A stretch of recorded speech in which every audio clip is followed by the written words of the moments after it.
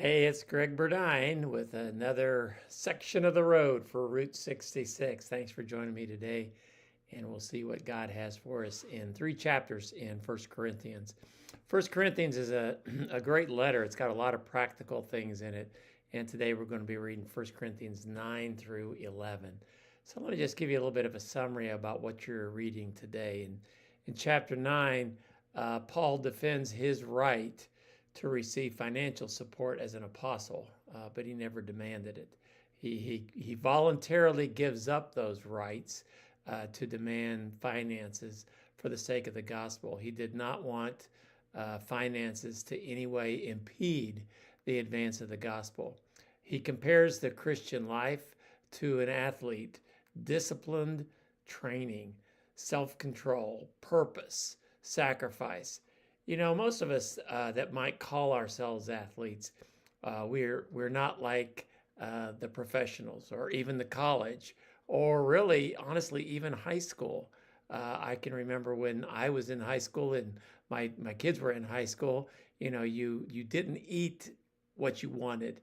You didn't get up out of bed when you wanted. You did some things. You were disciplined because you had a goal that you wanted to see. You wanted to win a game. You wanted to win the event. And so you disciplined yourself. And Paul says, you know what? If we want to reach this world for Christ, if we want to reach people with the gospel, we need to be disciplined. And in chapter 10, there's some warnings from Israel's history.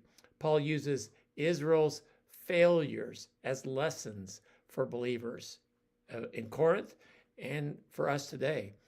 They failed in idolatry, immorality, grumbling. You know, you've read the stories of the Old Testament as we're reading through the Bible. You read some of the things that they did and what they went through. And I don't know if you caught yourself, but I've caught myself saying, "What? You guys have seen these miracles. God has done this for you. Why are you acting like this? Why are you turning your back?" And then if we're not careful, we'll realize I do the same thing.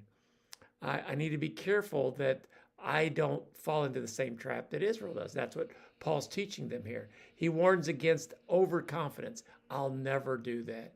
He urges them to flee idolatry. It may not be an idol statue, but anything that has our heart in place of God is an idol. He teaches that in matters of conscience, we should seek God's glory and others' good. I heard somebody say it like this: we should have joy in our life.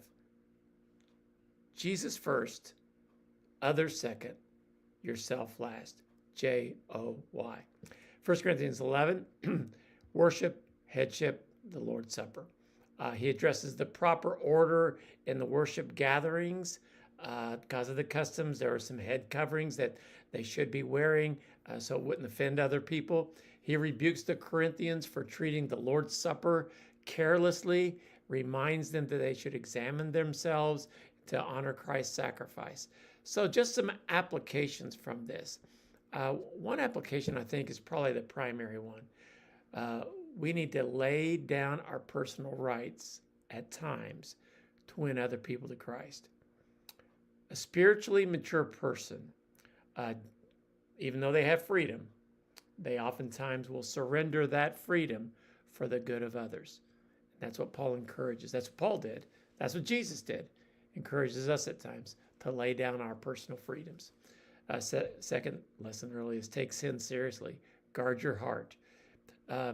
Israel failed, and that should be an example to us that we not find ourselves overconfident, and we won't do that because they thought they'll go in the promised land and we'll never fall into idols, we'll never worship false gods, and they did.